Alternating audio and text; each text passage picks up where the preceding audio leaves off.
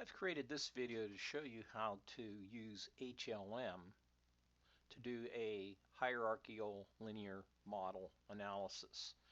And the example data that we'll use is taken from the Woltman and al. Article that was written in 2012. And the data that we'll be analyzing is basketball player data.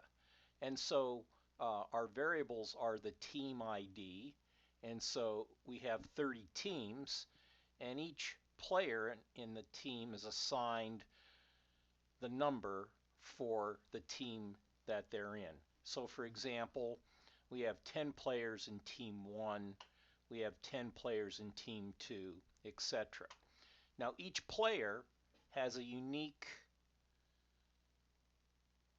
shots on 5 score. So this is the number of basketball shots or hoops they were able to make out of 5 attempts. They also have a unique life satisfaction score, but notice they have the same value for the number of years experience for their coach. And so since all the players on one team have one coach for this example, in this case for team 1, their coach had 2 years of experience. So we have this nested model. We have individuals or players nested within teams. And so what we want to look at is life satisfaction as our dependent variable, and shots on 5 and coaching experience as our independent variables or predictor variables. So to conduct this analysis using HLM, the first thing we need to do is create what we call an MDM file, or a multivariate data matrix file. So we'll go to File, Make New MDM, and we'll go to Stat Input. And the reason we're using Stat Package Input option is because we have our data in SPSS already. Now we're going to click HLM2 because we have a 2-level model. We could have a more complex model with other data, such as 3 or 4 levels. Now the first thing I want to do is save my MDM file. And so I'm going to call it basketball. Now this seems to be a little bit of a redundant step, so when I click on save, it's going to ask me to save it again. And this puts it in the folder where your SPSS data file is. So now I'm going to browse and I'm going to choose my level 1 variables. So I'm going to pick the basketball data and I'm going to open it. And now you can see I have this window that allows me to choose the variables. So I don't want team ID in the data in terms of analyzing it, but the ID is important because it links the level 1 and the level 2 variables. But for level 1, we want the number of shots made, and then we want our life satisfaction score because that's our dependent variable. And then we'll go OK. Then for level 2, we'll browse and we'll pick basketball again, the basketball data again, and we'll choose those variables. Again, we want to choose the ID at level 1, the ID at level 2 because it links the data to the level 1 data. And then we want the coaching experience in the MDM file.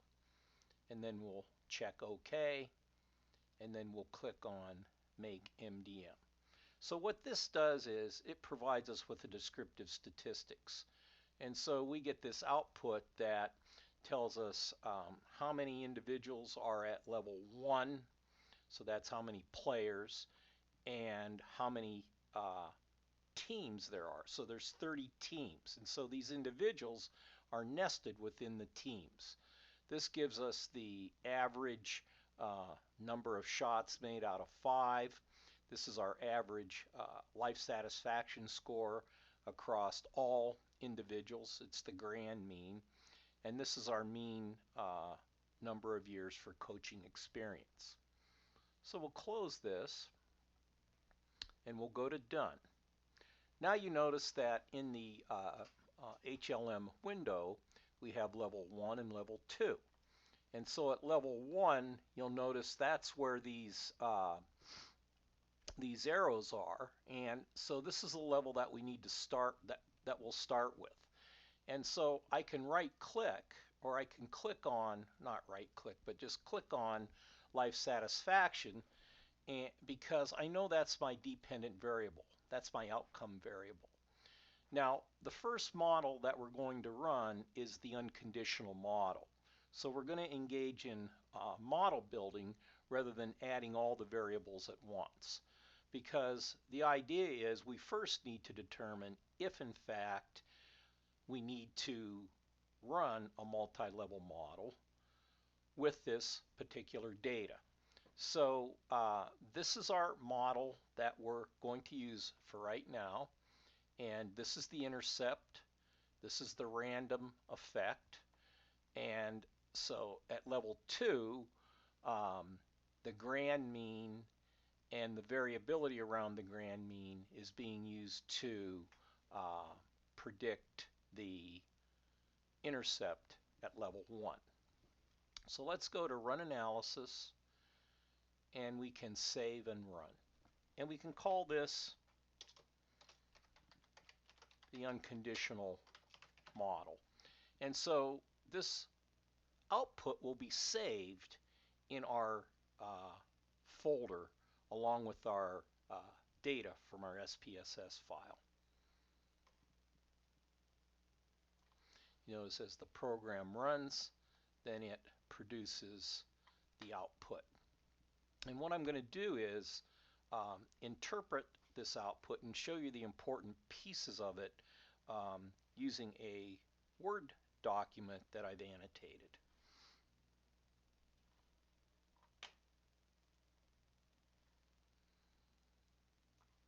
So a research question that we might pose is, does life satisfaction differ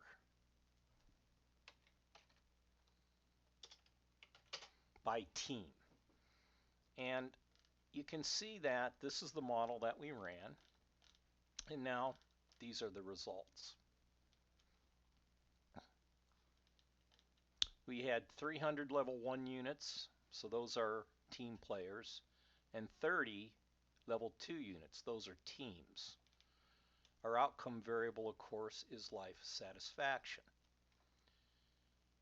For level 1, the fixed part of the model, or level 1 of the equation, is BO. That's the intercept. I should say B0.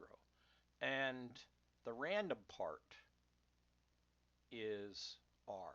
So this is the intercept at level 1, and this is what the intercept or the grand mean does not explain in life satisfaction at level 1.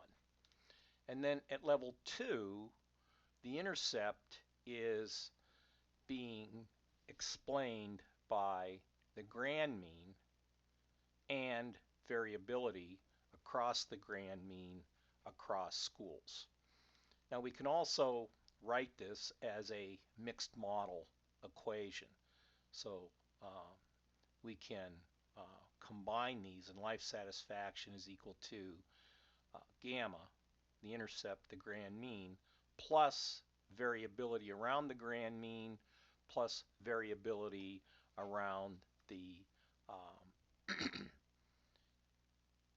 individual means across players. Now, do we need to run a multi-level model, or do we need to use HLM? So, two pieces of information that are very important is that This is the sigma squared. And what this is, it's the value or the variability of life satisfaction scores within individuals. This is the variability, tau, of life satisfaction scores across groups. So we have the between group variance, 14.96, and the within group variance. So we look at the ratio of between group variance to the total variance. The total variance is the sum of between and within group variance. And what we see is that our value is 0.51 rounded off. So what this means is that 51% of the variability in life satisfaction scores can be explained by group differences. So because life satisfaction scores are dependent on group differences and not just differences among individuals, it's important that we use multi-level modeling then to estimate our regression components. Part 2 will cover interpretation of the output for the unconditional model for the basketball study.